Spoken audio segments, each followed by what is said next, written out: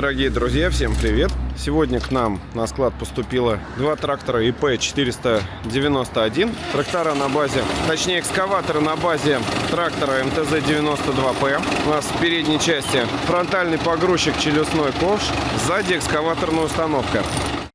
Вот так вот. Сейчас мы их выгружаем из трала. Далее поедем снимать обзор и покажем вам данные аппараты поближе, поподробнее. Пока отстегиваемся, готовимся, далее съезжаем. Лёшка вылез. Да-да, не удивляйтесь. Все, подготовили аппарели, чтобы съехать аккуратненько. Алексей сейчас у нас опору поднимет. И первый на выход.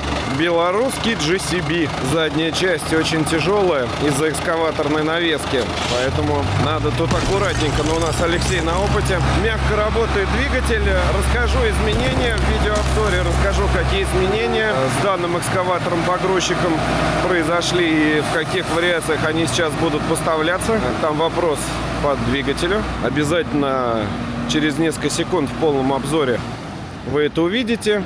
Сейчас мы покажем, как у нас Алексей уезжает на базу, как мы выгружаем вторую единицу, а после этого будет полноценный такой обзорчик, где мы посмотрим на этого зверя поближе. Так, ну все, Алексей на базу.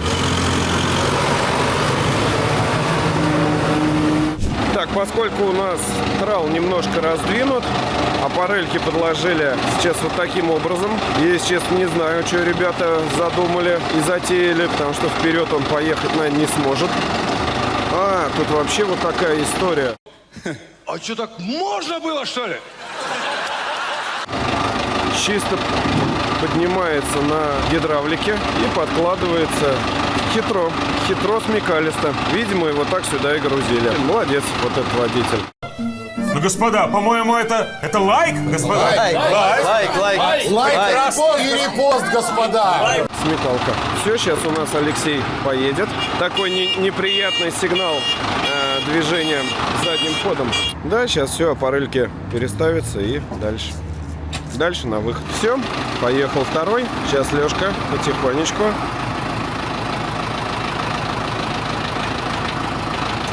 Если честно, мне кажется, тут главное не тормозить, а уже скатом, накатиком сваливаться. Уж все, если ты на сходнях, то надо, ехать. Сейчас там немножко Лешки подскажут. Да, экскаваторная тяжелая, и Леха вон тормоз держит, а он едет дальше. А все на тоненького, как мы любим. Все, отлично. Сейчас мы едем, заправляем солярку и едем снимать обзор. Слышно, как турбинка работает, приятно. Дорогие друзья, всем привет! С вами группа компании «Трактористы». Сегодня мы с Алексеем снимаем для вас обзор на экскаватор-погрузчик ИП-491 на базе трактора МТЗ-92П. Сейчас давайте обойдем внешне, посмотрим трактор, обратим на какие-то моменты внимания. У нас такой экскаватор-погрузчик не один, у нас их два. Второй мы разложили. И, тоже его посмотрим со всех сторон, со всех ракурсов. Итак, у данного экскаватора-погрузчика у нас глубина копания 4 метра 250 сантиметров максимальная. Объем данного ковша 0,25 куба. Вот сейчас мы с Алексеем разложили стрелу. То есть тут давайте простым народным методом померяем. Раз, два. 3, 4, 5, 6. Где-то в районе 6-7 метров. Стрела в опасных сечениях, она проварена дополнительно. Вот здесь вот есть накладки, точно по толщине металла не скажем, так глубоко эту тему мы не изучали. На маленьком ковше у нас имеются сменные зубы, как и на переднем челюстном ковше. Сделаны вот такие вот наплавки для истирания, плюс еще пластина сверху приварена. Вот она толщиной где-то с мой палец. Вот. Она приварена, тоже при износе можно будет заменить.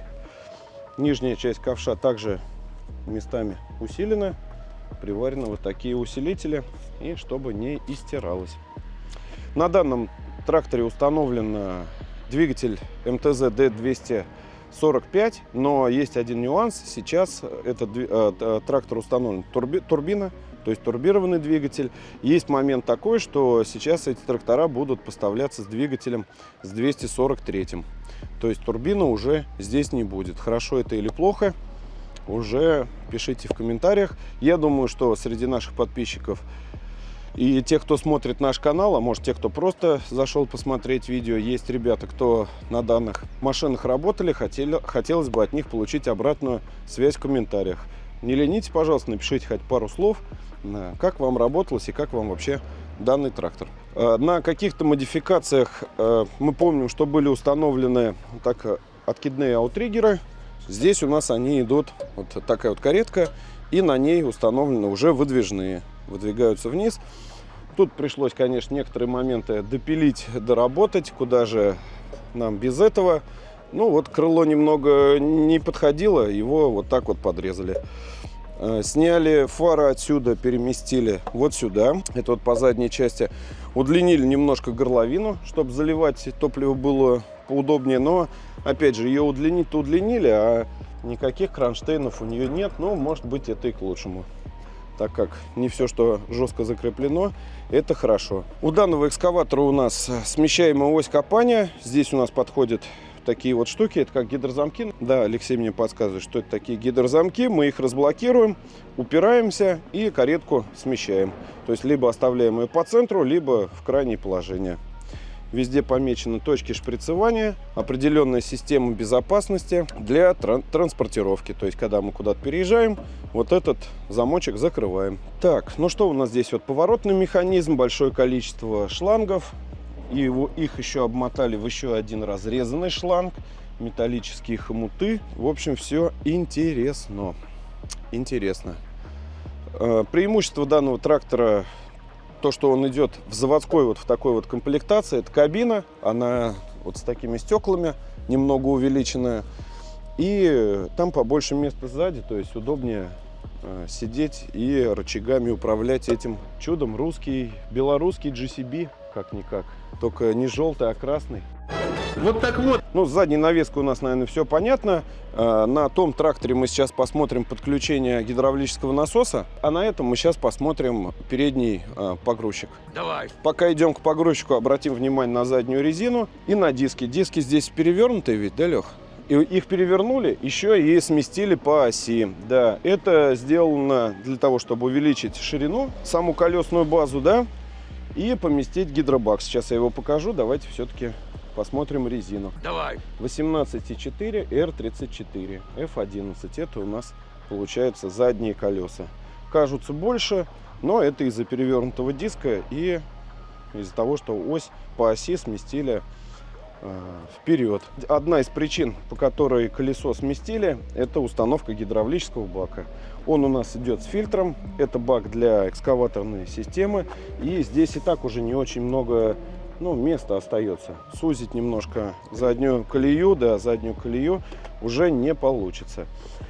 Гидробак у нас идет с фильтром, с манометром здесь. Вот. Также, заливная обычная пробка, уровень и температура масла. Температура масла показывает. Вот, да, хотел бы обратить внимание, насколько массивный, много металла вот в погрузчике. Тоже хотелось бы от ребят, кто работал, либо обслуживал в каком-то из предприятий данную технику, вот по этим местам, по этим узлам трещит ли погрузчик или нет.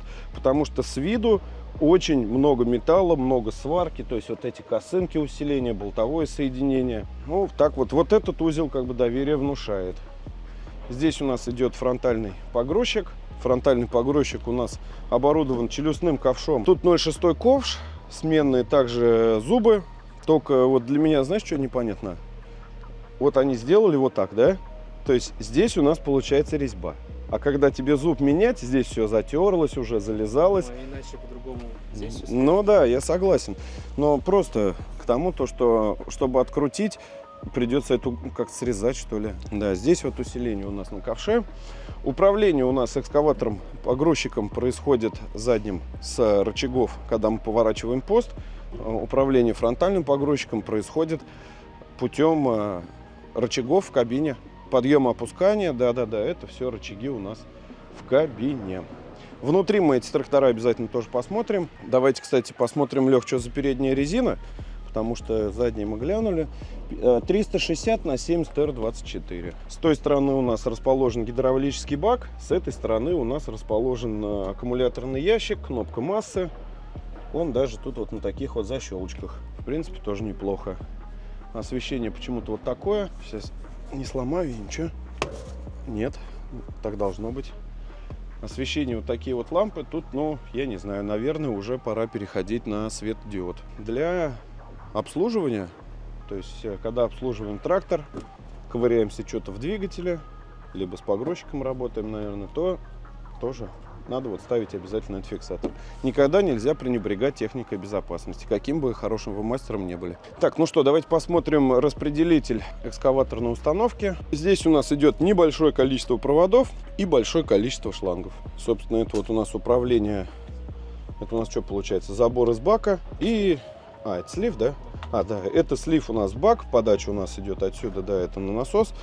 В общем, это слив, и остальные уже каждая секция отвечает за свое. То есть складывание стрелы, раскладывание, работа с ковшом. По металлу, конечно, хочу сказать то, что сделано, на мой взгляд, все достаточно добротно. То есть везде металл толстый. В принципе, так вроде выглядит надежно. Так, здесь у нас стоит редуктор. Вот, Леш, можно тебя позвать? У нас здесь стоит новом редуктор. И с этого редуктора у нас идет подключение гидронасосу. Ну да, здесь все хорошо проложено, все прижато, где-то пропущено вот в такие вот ушки.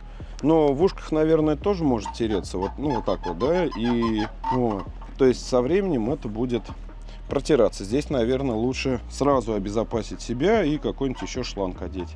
Либо перекрутить шланг. Вот, цилиндры достаточно мощные. То есть в целом вот такая экскаваторная установка. Давайте посмотрим мотор.